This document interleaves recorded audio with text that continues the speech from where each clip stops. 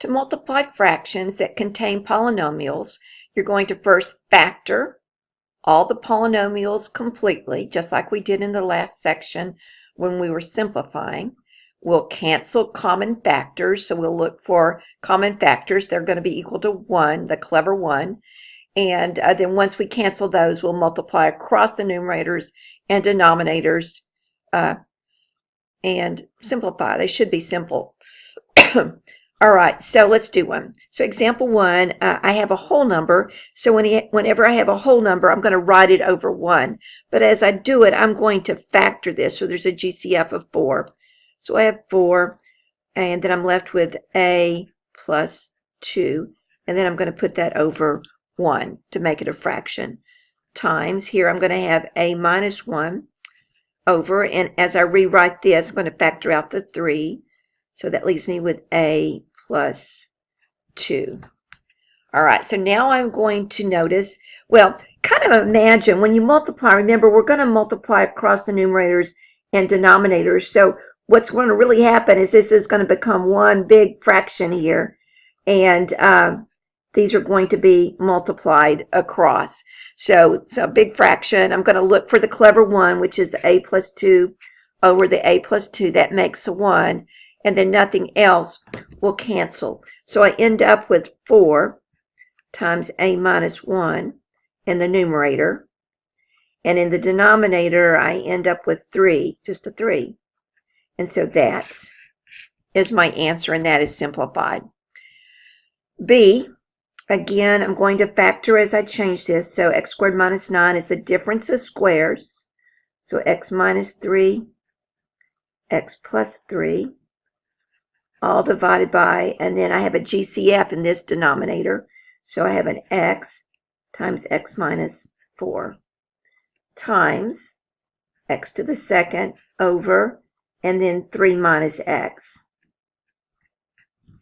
All right, so now we're going to look for those clever 1s, except we have a clever negative 1, don't we? So here I have the x minus 3 and the 3 minus x. So remember that when the subtraction is flipped like that, they are negatives or opposites of each other. So this is going to cancel, but I'm going to be left with a negative 1 right there.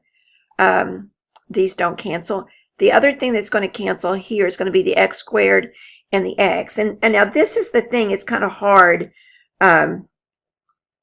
It's hard to catch when you cancel it and leave it. So I'm going to circle those, and I'm going to remember this is going to cancel to be an x. So I'm going to kind of mark that out and mark that out right there. So I have an x left. So now, again, just a reminder that when we multiply, this is like one big fraction here that I have. I have a negative 1, an x plus 3, and x.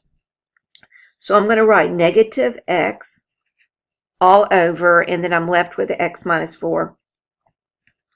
I want to note right here, it doesn't really matter where this negative goes. It could go on the top, or it could just go in the middle like this. It could also go in the denominator, but then that would kind of change the looks of this.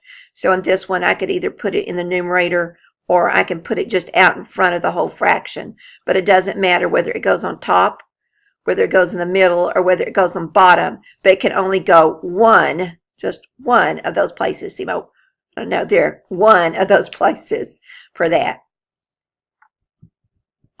So when we're dividing polynomials, we're going to change the division to multiplication, change the second fraction to its reciprocal, and then follow the steps for multiplication. So just like we did when you had learned fractions originally.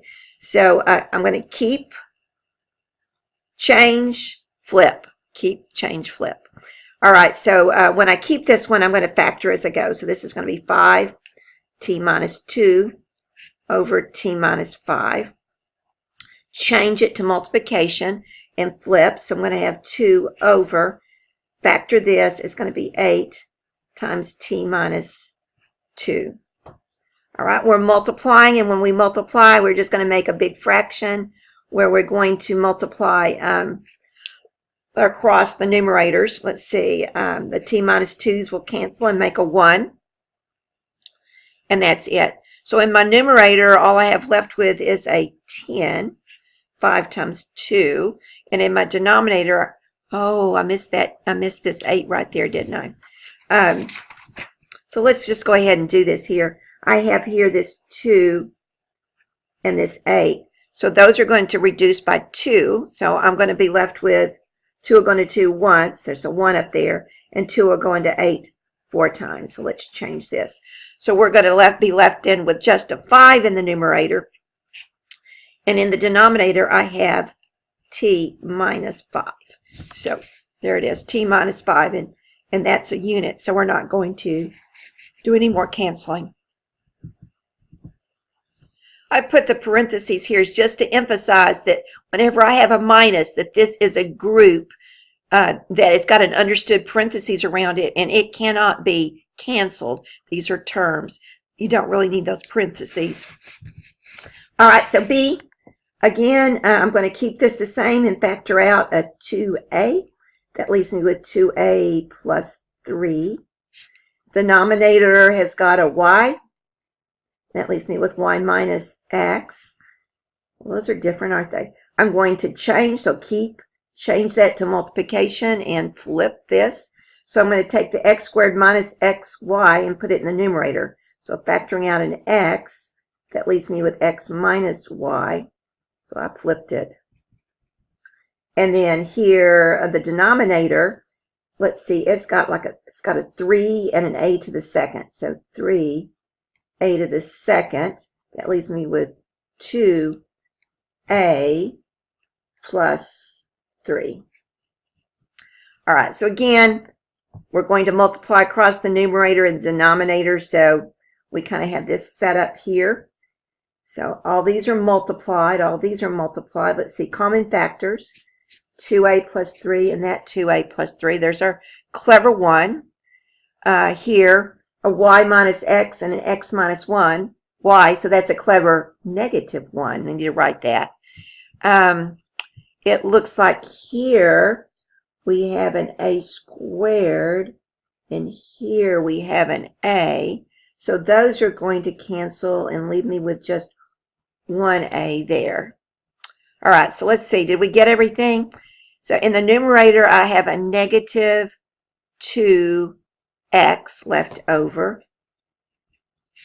And in the denominator, I have looks like a 3, a y, and an a. So I'm going to write 3ay. And that is my answer, and that's all for the notes.